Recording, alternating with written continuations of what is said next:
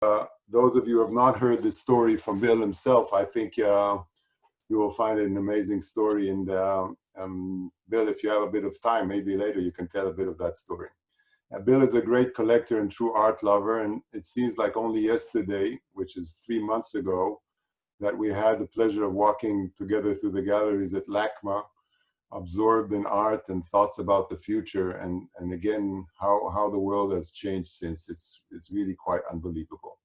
So thank you, Bill, for taking upon yourself to be here with us today.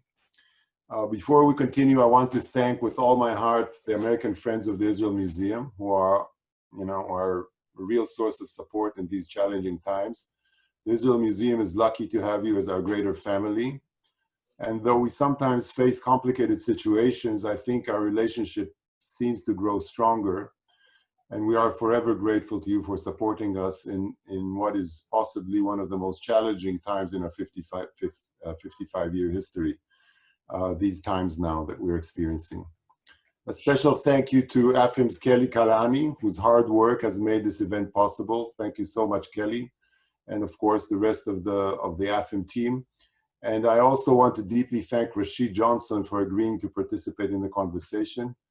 I see this as a really a very, very generous gesture and a show of trust and respect. So thank you, Rashid, for this. And finally, I feel it is my duty to relate, even if only very briefly, to the growing protest in response to the tragic death of George Floyd. It is with deep concern that we observe what has and is happening on the ground in America. And I want to share my own, and I think a lot of the people here share this feeling of solidarity with all the victims of violence in America and of course across the globe. And I want to wish all of us a safe passage through these difficult times, and with a wish that the beauty and depth of art and culture will be a source of comfort and inspiration to all of us. So Bill and Rashid, please, the stage is yours. Thank you. Thank you, Ido, and thank you for all those kind words. I'm thrilled today to be here sharing the moment with Rashid, an artist that I really respect and think is doing important and wonderful work. I must say that 8 years goes very fast, because I was surprised when I found out that it has been a full 8 years since I brought our group, which meets every winter for a full day of art tours, usually in Brooklyn. We do 2 in the morning, have lunch, and do 2 in the afternoon. And Rashid was gracious and hosted us to this event, for this event, and it's already 8 years. So time flies, but it is really thrilling to see his career and his strength and his energy just soar. So it's with great pride and joy that I am sharing this conversation with him. I should just say something very briefly about Rashid. Just a quick little synopsis. Rashid was born in 1977 in Chicago, and he is an influential artist who has been part of a cadre of American artists whose work employs a wide range of media to explore themes of art, history, individual and shared cultural identities, personal narratives, literature, philosophy, materiality, and critical history. After studying photography, at the Department of Art at the Art Institute of Chicago, his practice quickly expanded to embrace a wide range of media, including sculpture, painting, drawing, filmmaking, and installation. A very complex, multidisciplinary practice that incorporates diverse materials, rich and personal history. In addition, I won't go into all of the collections and exhibitions that he's been in, been part of for the last number of years, but they are numerous and very, very impressive. And I'd like to just start with a conversation with Rashid, with some thoughts and ideas that I have had about his work. I think that what's really interesting is the idea that your parents provided such a very stimulating and diverse environment for you as a child. And how did growing up in their homes initiate your interest in art? Well, thanks, Bill, and thanks for the introduction. I just want to start by saying it's really great to see so many familiar faces, so many folks who I haven't gotten to see in a while, and to see these little rectangles and some smiles. It's really uplifting, and it feels really good to be in this space with you guys today. I have to make clear this will definitely be somewhat of an abridged talk.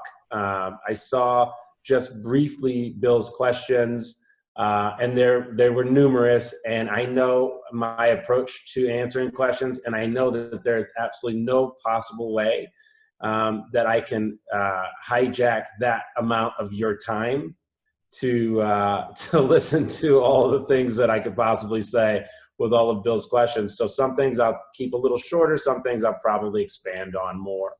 But to start with your first question, Bill, my parents really did provide an incredible framework for me to start to dissect kind of critical concerns, both in art and in life. My mother was an educator. She was an art historian, or an African historian with an emphasis on post-colonial feminist theory. So she introduced me to incredible amounts of kind of literature, theory, philosophy, etc. My father was more of a tinkerer. He had a CB radio business, which is just a very odd kind of proto-internet communication system that I'm sure most of you are familiar with. It's mostly today employed almost exclusively by truckers. But when I was young, it was this incredible vehicle that I could use to call out into the world, right? There was this opportunity for anonymity. No one could see you. You had a handle, so you had your own kind of title, and you kind of named yourself, and you could call out. And I remember ambitiously trying to reach people in further and further away places. And I remember once as a young man getting in touch with someone in California and thinking, holy cow, like, you know, I am now in California. And so that dichotomy for me between my father as kind of an experimental scientist, and he also was an artist, and my mother as this kind of critical thinker and this academic investment in philosophy and academic and activist concerns, kind of created for me a framework to start to understand and dissect and participate in the world using kind of critical devices and strategies. And they were incredibly supportive of me becoming an artist. I often joke that my brother, who went to Amherst for poli-sci and then Harvard for law school, and then later got an MBA at Northwestern, they were more proud, because my brother is older, they were more proud when I went to art school than they were for some of his robust accomplishments. And that just goes to show you that they had a deep investment in producing someone who had an interest in cultural critique and in creative output. Rashid, what was your creative interests as a child? What did you explore and look at and think about? You know, I was interested in painting and drawing, but I actually was more interested in narrative and in storytelling. So my mother was a poet and a writer, so you know she had a real framework set up for me to kind of write and interest and pushing me to write. And so I would write a lot, and I would write these short plays. I'd actually find people to perform them for me. And so that kind of storytelling, that kind of narrative investment was something that was quite interesting to me. I was not a great artist according to my high school art teachers. You know, like I wasn't like the prodigy artist. I was a tough kid. I pushed the boundaries.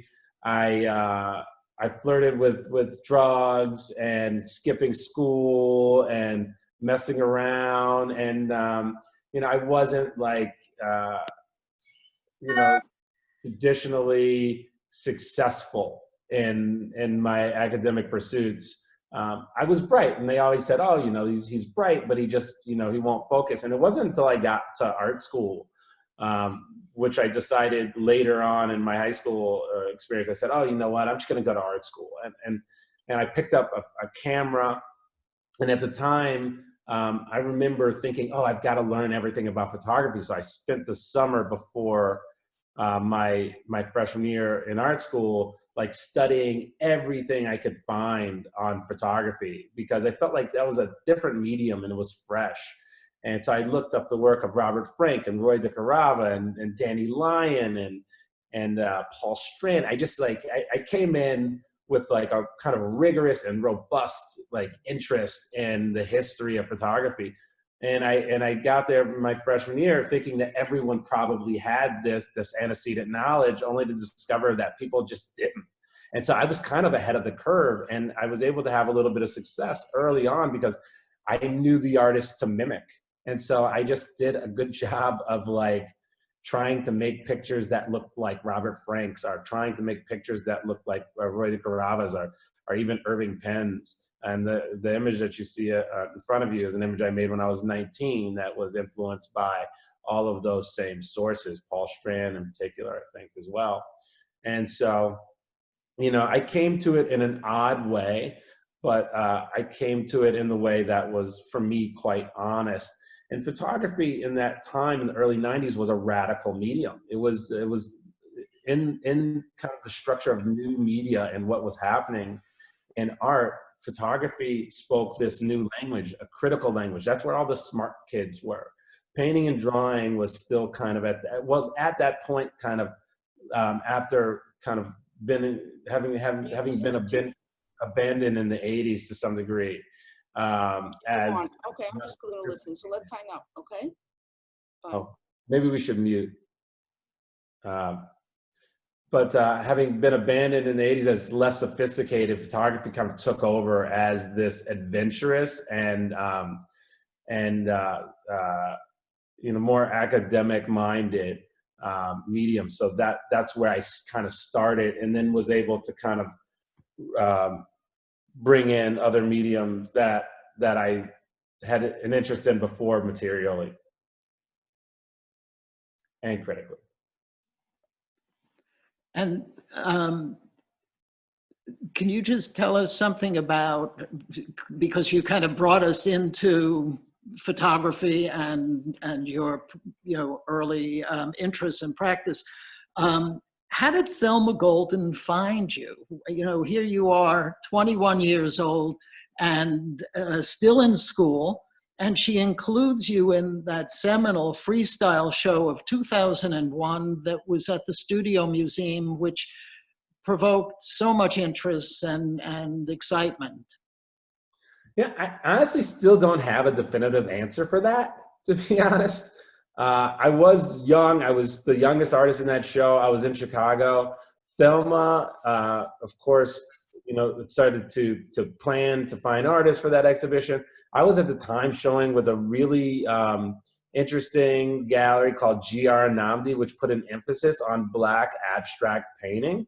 And it was the first place that kind of exposed me to the work of Jack Whitten and Sam Gilliam and Ed Clark and some of the artists who I continue to champion today were showing there alongside me, or me alongside them, I think is a better way to say that.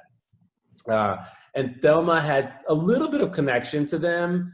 I think it was the comedian, honestly, I think it was the comedian David Allen Greer who owned a work of mine, who was at the time in a relationship with Christine Kim, who was the co-curator with Thelma of Freestyle. And I think he may have introduced my work to Christine, who in turn may have introduced it to Thelma. But you know what? I want to find out. So I'm glad that you asked me that. I'm gonna do the deep dive and really figure that out, because it really was the start of my career in a large extent. Well, I'll ask Thelma when I see her too. It'll be interesting to hear. There was a term that came out of that show that has kind of been used a lot, post-Black art. And it's always confused me and sort of left me a little, kind of wondering where it came from and what it quite means. And what does that term mean to you? It's complicated. This is a term that Thelma coined in a conversation that she was having with the artist Glenn Ligon.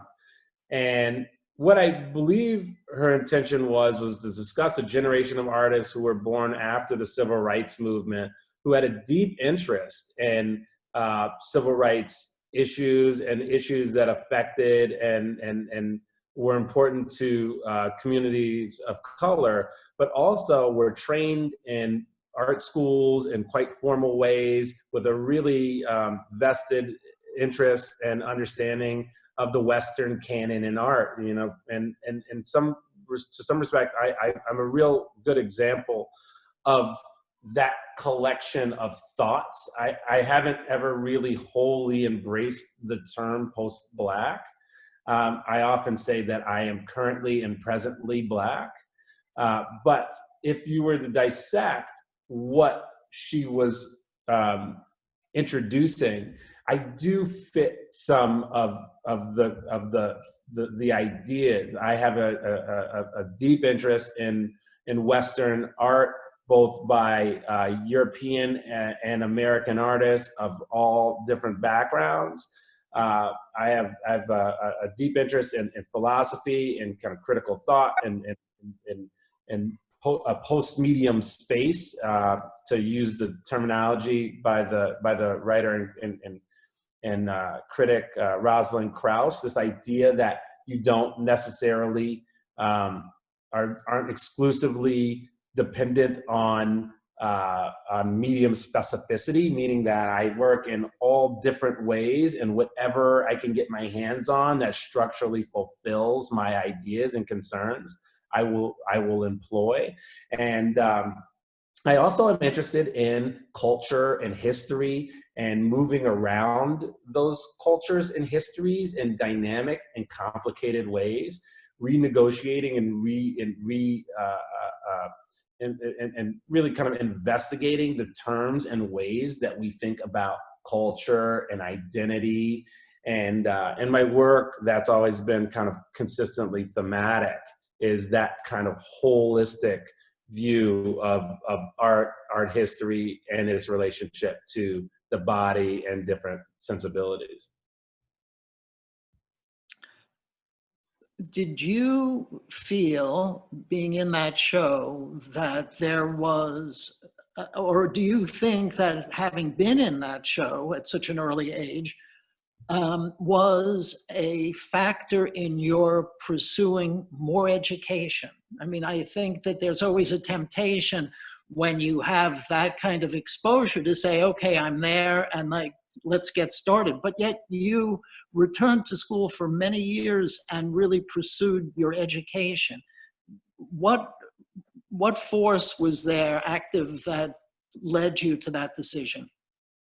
Honestly, that show taught me that I wasn't in the exact place that I wanted to be. The first slide that was on the screen is an example of the body of work that I showed in that exhibition, which were portraits of men that I had met on the street. And I was making these really quite intimate images of them in a studio. I was 18, 19 when I was making those images. I came into the freestyle exhibition and I saw the work of Mark Bradford. I saw the work of Eric Wesley, Julie Marietu, and several other artists, and some of the things that they were exploring, some of the dynamism in their work made me think to myself, holy cow, I have more work to do, honestly. And I did get invited to several exhibitions. I got invited to have my work included in gallery shows and offered representation. I turned down quite a bit of that because I still had things that I wanted to better understand about my project and how my project was developing. So then I went back to Chicago and enrolled in the graduate program at the Art Institute Chicago, where I studied with Greg Bordowitz and several other people who I think helped me organize more critically some of my thoughts. And as a result of that, I came back to New York later feeling like I was more prepared to amplify my voice and to make sure my work was a potent contributor to the discourse. And kind of that, I guess that brings us to the image that you see here, which is kind of a post-grad school work where I'm using shelves, finding different material, and you start to see my use of signifiers and different images. I'm at this point not as much making photographs as I am adopting photographs and then employing them, and then in relationship to other materials and signifiers and histories. Rashid, when you are working, could you tell us something about the process in terms of preparatory drawings, or how do you evolve into a finished work? And just take us through your mindset and process a little, if you would. It's an interesting question. It really is. And it's one that no one is exactly posed to me in that way. And so to kind of like conjure a scene for you, if you're interested or familiar with jazz, I think a lot about jazz. I think about my project as having a real relationship to avant-garde jazz, or more understructured jazz. If you think about a musician like Thelonious Monk, we know that Thelonious is, many of us know that Thelonious is quite well trained as a pianist and is capable of producing quite classical structured sound. But what we get from Thelonious is it's an investigation of sound that's quite a bit different. Oftentimes it's described that he is playing the piano like he's wearing gloves.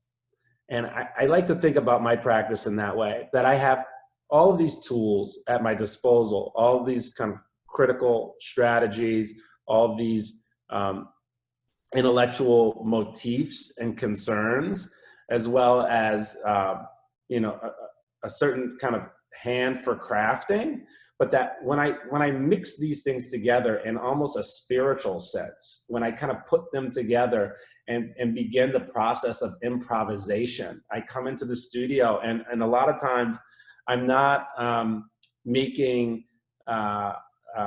drawings that would be examples for larger pieces. I'm not an artist who is over prepared to make an artwork. I'm an artist who often comes into the studio and I kind of respond to what it is I see. I don't necessarily plan days much in advance. I come in and I say, what is today gonna feel like? What do I want to explore, and what do I want that to look like? I'm often in an interesting way kind of competing with historical sources. I think to myself, what would Franz Klein do on a Wednesday? Like, what does Richard Tuttle do Friday afternoon? Like, how do I make a work that responds and negotiates the terms of art history, places myself in that discourse? Again, to go back to how I was raised, I had a mother who was a historian. I mean, if you want to take a really Freudian approach to what it is and how it is I think about things, my mother had her head buried in a book that, was about people who made history and were part of historical narratives and a historical discourse. I have a deep investment in canonization and history, my place in it, how I can explore and respond to the things that happened prior to me, to expand on stories and to place my work somehow within the structure of that, so that it's like part of that longer narrative. I mean, maybe in a strange way, that's me looking for my mother's attention or something. I mean, I imagine that Freud's fiction would posit it that way. But, you know, it's an interesting experience, and it's quite spiritual for me. As much as I make reference to kind of antecedent figures and concerns and ideas, I go into the studio like I'm playing bebop, like I'm Charlie Parker. I just start picking stuff up and I start moving it around, and I try to author something in a fresh and thoughtful way.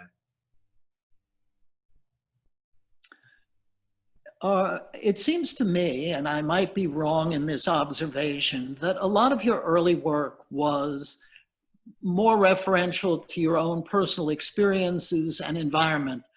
And so they were, you know, fundamentally intimate personal reflections of yourself, as compared to what I'm seeing or feeling now with more recent work, where there is more of a universality about it, and it has the themes, the topics, the energy seems to be going into something a little less personal, although they affect you, but into more global issues, if you will. Do you feel that that's happening, or are you aware of it? Or is this a conscious direction?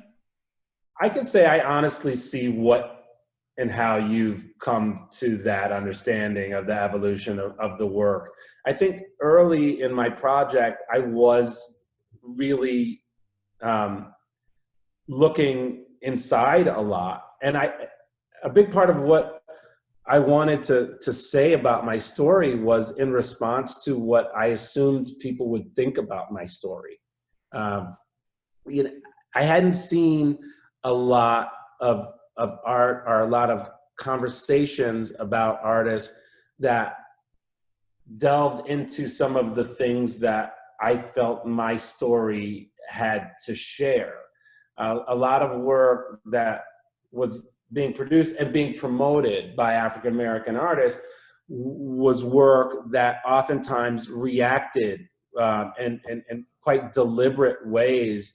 I'll refrain from saying didactic, but at times maybe some of it was that was intended to illustrate the Black experience in a monolithic and non-individual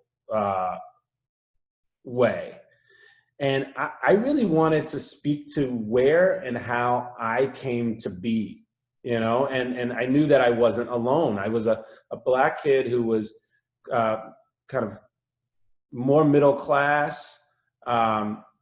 I had, like I've shared at the talk that I did for you guys in New York, I shared a United Jewish stepmother. I had Jewish grandparents. I did high holidays. I wasn't exactly what people expected. And I wanted to like talk about some of that stuff.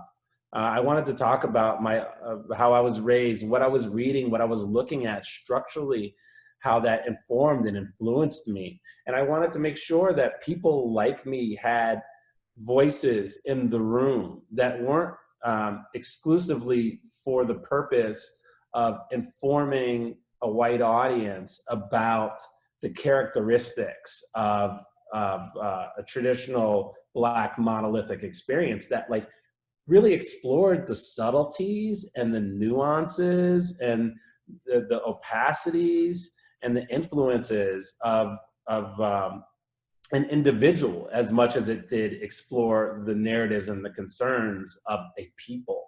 And that felt like it was important to me, and it continues to be important to me. In more recent work, I think you have a dichotomy, and that dichotomy really, and I guess like the Anxious Men, it would be an example of what and how you're talking about that evolution. That dichotomy does continue to have a tremendous amount of personal narrative in it. It really does, and tend to talk about my issues with anxiety, which have been long and a winding road. When I began them at the time, to share a personal story, I had stopped drinking, and I had stopped drinking 6 years ago. So I was living in the world, trying to understand my life in sobriety, feeling anxiety around that. You were also seeing kind of issues around immigration. You were seeing some of the first like really highly publicized shootings of Black men by police. I mean, so there were just a lot of things going on, and I began to make these, to be honest, as self-portraits. Like I started them as portraits of my anxiety, as a catharsis. And I would come into the studio, getting back to how my studio practice functions. I would come into the studio wound up, and I would unwind by making these works. It was like I got to move my whole body towards these works and produce a cathartic opportunity for myself.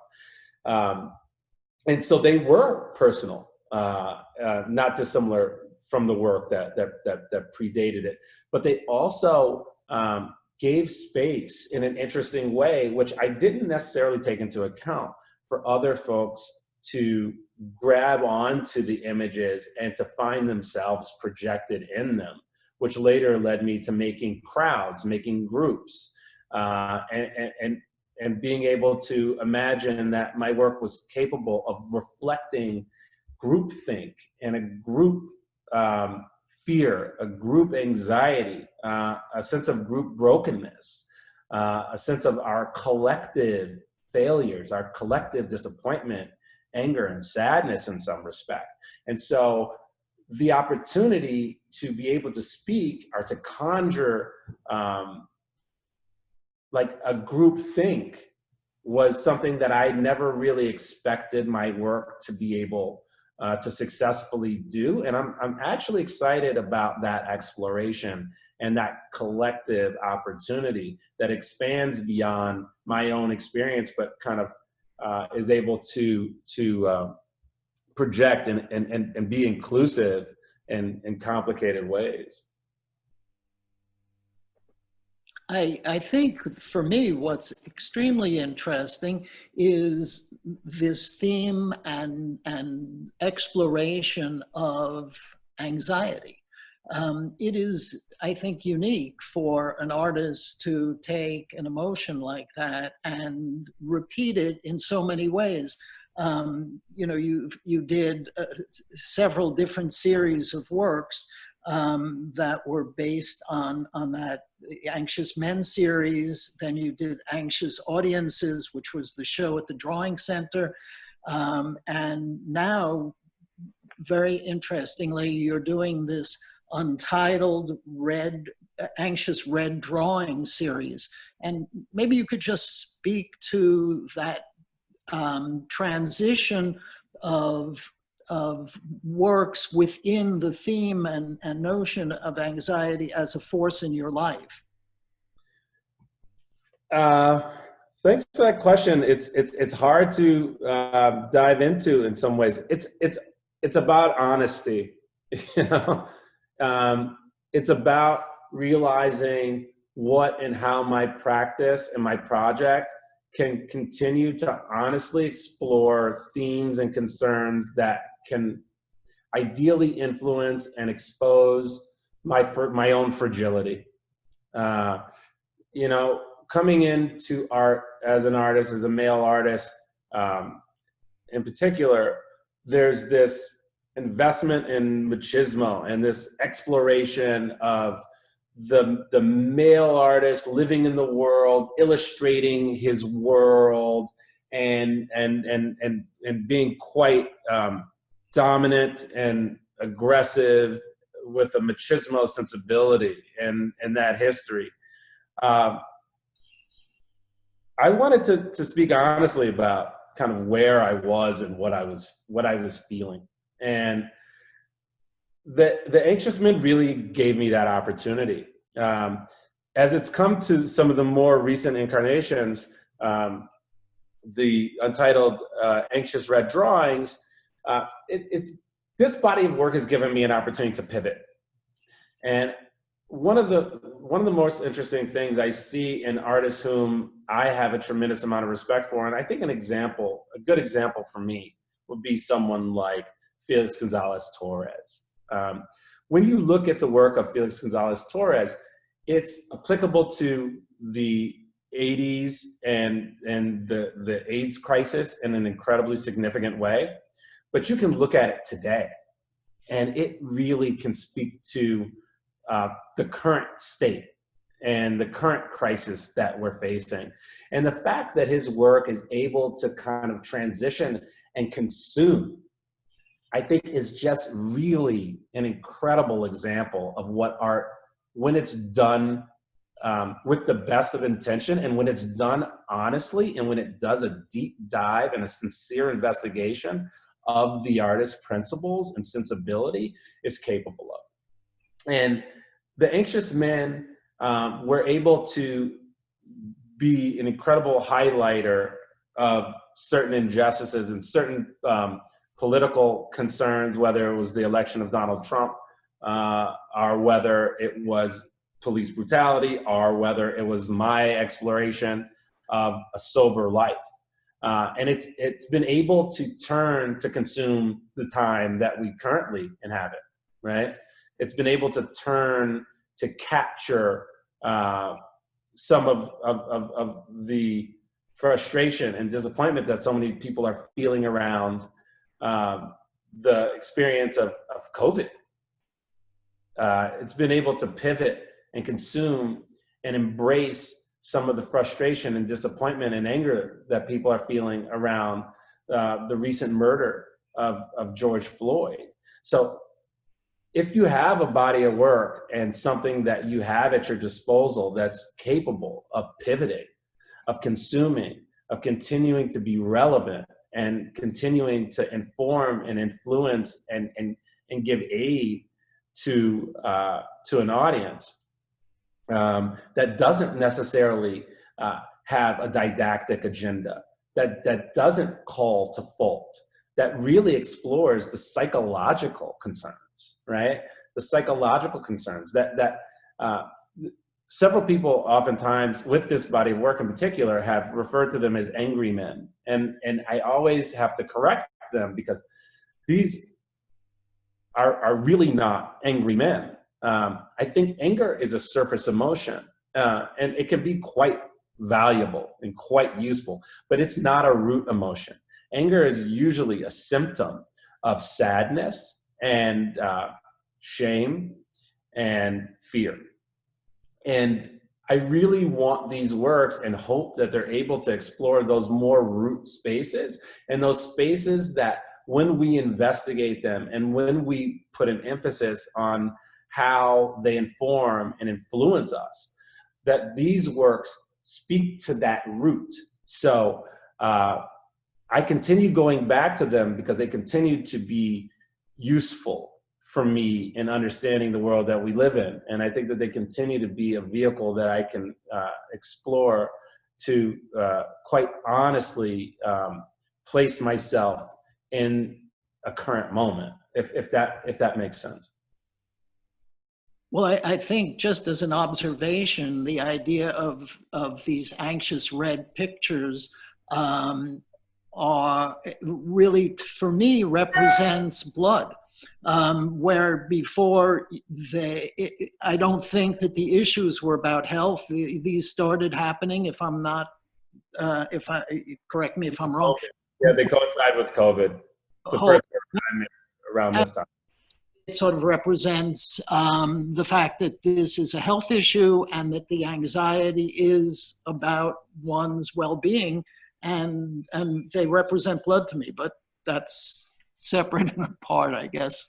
I think a lot of people have seen them that way, and I think that there's a real urgency in the color choice. And it came to me quite honestly. I said, okay, I got to my small studio in Long Island where I am, and you know, one of the great things that I realized over this time, I'm doing what I'm supposed to be doing. The first thing I did was try to find a way to make an artwork. You know? And the first thing I did is try to find a way to make an artwork. You know, I always knew that I was probably supposed to be doing this, but when my back was put against the wall, and this is, you know, me just kind of telling you guys what and how this has affected me. When my back was put against the wall and they said, "What are you going to do?" You know, I say, I'm going to make something. You know, I'm going to make something, and I chose from the few materials I had around me. I had some paper and I had some oil sticks, and I decided I was going to try to translate the world for myself as quickly as possible, and it was really helpful for me. And I'm just glad that I have, you know, art as a vehicle. I just, you know, I will never complain again about what I do. You know, I will never complain again because I really get so much from it. I hope that other people do too, to some extent, but I get so much from it. It's so therapeutic for me, and it's so important. And yeah, art is a beautiful thing, I think is what I have to say there. Can we just talk for a moment about some of the video work that you've done? I mean, that's another whole area of exploration and expression, which, as we just spoke about, are thrilled that the museum is acquiring the monumental piece that you did called The Hikers, which was shown at Hauser and Wirth at your show, I guess, November and December of last year. It's a really powerful and beautiful show, and there it is. Can you just talk a little about the importance of that in terms of your general practice and your need to express yourself in different media? Yeah, I think it comes back to something that we talked about like right at the beginning of this talk, which was my interest as a very young man in storytelling. When you said, you know, what did you do at the beginning? Yeah, and the thing that I did at the beginning was I tried to write little plays, and I tried to make stories. It really is what kind of feeds this project. And although most of my film work early wasn't particularly narrative structured, over the last few years, I have kind of come back to different assemblages of narrative, different kind of collisions of narrative. Some, you know, people will use the term collage. I've over the last few years started to use the term collision more.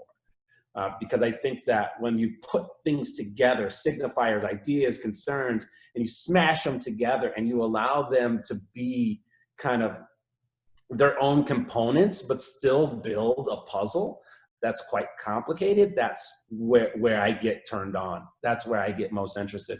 I honestly couldn't be more excited that the museum was enthusiastic about both acquiring the film, The Hikers, and the Broken Crowd work, because I think in pairing, they really bring each other to life. They really help to kind of understand the complexities and the dynamic relationship that they have to one another. The Hikers is a film that's about these two men in space. It's got like a very kind of existential kind of narrative, like two men hiking through space, confront each other and see each other, right? It's Thoreau's walking, it's nature. It you know, what has to be taken into account to some degree is that they're both male. They're both Black men. They're both in nature. They're both kind of free and unencumbered, yet they still have these anxious faces on in the forms of these masks. And they confront each other. They see each other. And they raise these kind of anxious masks and recognize each other. And I think there's so many questions as to how and in which ways they're performing these actions, and what the goals of these actions are. Are they seeing each other to recognize each other? Are they falling in love? Is it a platonic love?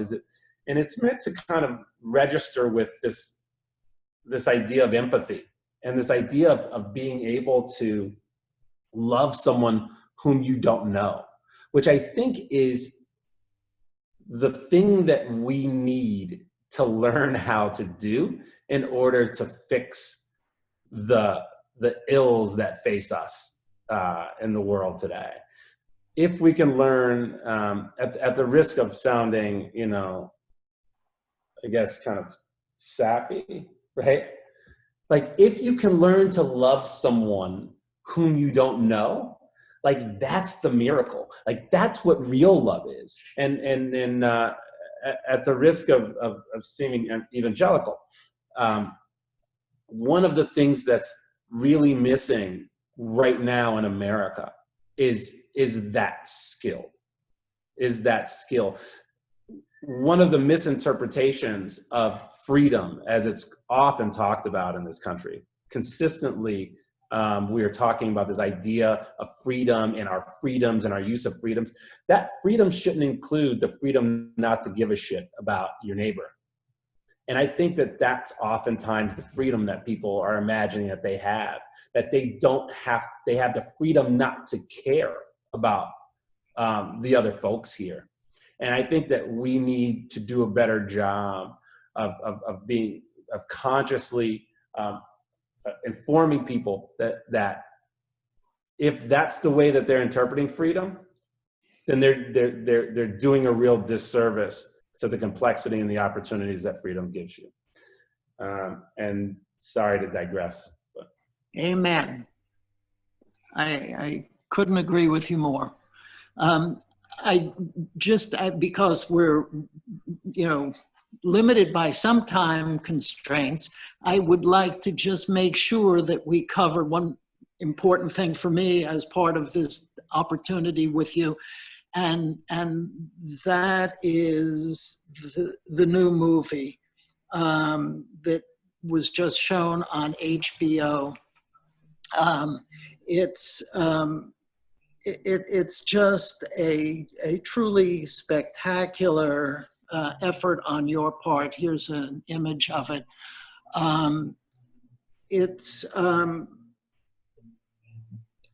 It encompassed, for me, one of the themes of so much of the work, which has to do with anxiety, and also knowing your interest in storytelling, because you had the need to be very literal in terms of a story.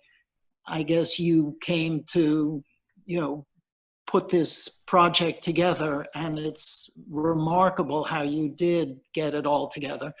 And as for me, you just did such a remarkable job as a first-time director that I've dubbed you the Steven Spielberg of the art world, because it's so impressive. But I think that I'd love for you to just talk a little bit about the genesis of the movie, and also where it fits into your thinking and some of the things that you were just talking about with respect to our current condition here in America. Yeah, there's so many veins that bring me to making this movie. It's so there's so many rhizomes, so many intersectional kind of bits that bring this film to life. But to respect the time that we have, I would say if you look at earlier work, examples that are even in bodies of work like this one, you have a lot of interest in literature. And the literary canon is the first canon that I'm introduced to as a young man. My mother's bookshelf, which includes books by Richard Wright, by James Baldwin, by Toni Morrison, etc. And the literary canon, especially the Black literary canon in particular, had a huge influence on me. So when I was a younger artist, the canon as it included African-American artists and art was quite small. So it was Jacob Lawrence and maybe Romare Bearden, and in photography there was James Van Der Zee. I come into art right at the beginning of people becoming interested in the work of Roy DeGarama. So it's this really small group, and there isn't a lot of robust or engaged writing about these artists. But the Black literary canon has a ton. I mean, just a ton of classes, of books, of history, etc. So I come across at age 16 a book by Richard Wright that my mother introduces to me, and that book is called Native Son. She hands this book to me, and she has a caveat. She says she hates this book. She's disturbed by it, and she wants me to read it anyway. Like a good son, I fall in love with it because I'm trying to reject whatever it is generationally that my mother found to be so desperate or so offensive or so complicated about this book. And it tells the story of a young man who becomes a driver for a wealthy white family. He's from a disadvantaged background. And by a series of really unfortunate accidents, he smothers the daughter of the family to whom he was hired to drive. And from there, he goes on the run. And so telling this story, which was written in 1939, was one that I thought, oh, how do I explore this Black anti-hero, this really complicated Black figure who, via his own fear and anxiety, commits what is an egregious crime. And I wanted to turn the tables on the timing to which the story takes place. So I put it in a contemporary setting, and I changed some of the characteristics of our protagonist, the protagonist whose name is Bigger Thomas. And I made him a punk. I made him exploring different themes and ideas that we oftentimes don't necessarily imagine would be characteristic of a young Black male. So he becomes this really dynamic and really complicated character who inhabits all of these signifiers, employs all these signifiers that we don't expect him to be employing. Yet he falls prey to the same fear and anxiety and makes a similar mistake to the protagonist in Wright's book. It was a complicated thing to make. It was something that took a tremendous amount of work. I had a tremendous amount of help, but including Alex Ernst, who's with me now, who's my studio manager and my production partner, Maddie Libatique, the director of photography, Susan Laurie Parks, the brilliant writer who I work with to bring the script to life of Wright's. And Susan Laurie Parks has won the MacArthur Genius Award and several Obies, as well as what's the big one? MacArthur Genius? No, anyway, all of the awards. She's brilliant. So I didn't do this alone, but I was really proud of being able to do it. And I see the potential for more things to happen for me in film in the future. Even though I'm constantly saying no to stuff now, people don't seem to understand that I'm not just going to become a filmmaker at this point.